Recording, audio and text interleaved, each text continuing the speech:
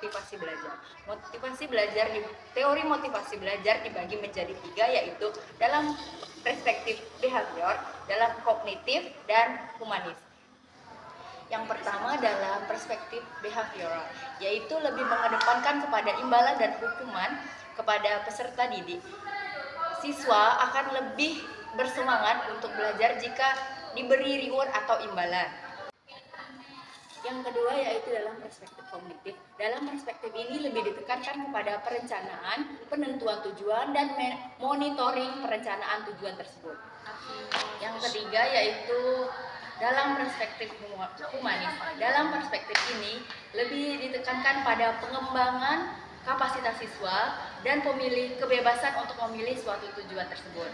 Selanjutnya motivasi intrinsik dan ekstrinsik. Motivasi intrinsik merupakan motivasi untuk melakukan sesuatu untuk sesuatu itu sendiri. Dalam proses ini, siswa tidak membutuhkan imbalan karena proses belajar sudah menguntungkan sendiri bagi siswa tersebut. Sedangkan motivasi ekstrinsik merupakan suatu kegiatan melakukan sesuatu untuk mendapatkan sesuatu yang lain. Umumnya siswa akan termotivasi belajar jika diberi pilihan dan senang menanggapi tantangan sesuai dengan kemampuan mereka. Selanjutnya yaitu faktor-faktor yang mempengaruhi motivasi belajar. Yang pertama yaitu ada cita-cita atau aspirasi, kondisi siswa, kemampuan belajar, kondisi lingkungan, upaya guru memperdayakan siswa tersebut, dan unsur-unsur dinamis dalam belajar. Selanjutnya, self-regulate learning, proses memunculkan dan memonitor sendiri pikiran, perasaan, dan perilaku untuk mencapai suatu tujuan.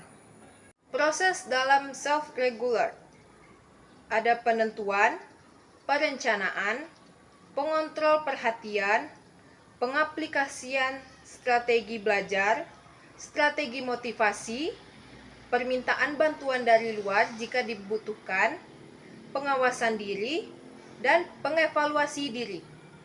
Strategi-strategi self-regulate. Yang pertama, mengevaluasi diri.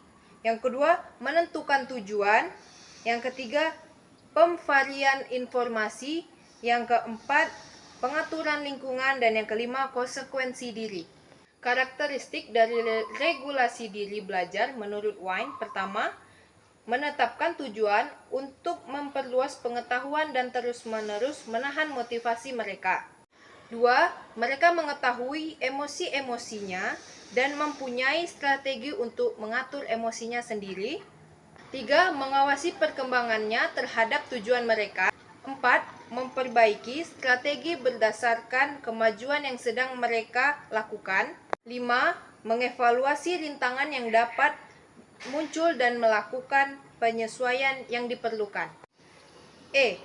Goal orientation merupakan kemampuan individu dalam mengembangkan, menguasai pengetahuan, keterampilan, dan keahlian yang disebut sebagai orientasi belajar, dan kemampuan individu dalam menunjukkan dan memvalidasi kompetisi yang disebut sebagai orientasi kerja. Goal orientation merupakan pola keyakinan yang mengarah pada cara yang berbeda dalam pendekatan, penggunaan, dan respon terhadap situasi prestasi.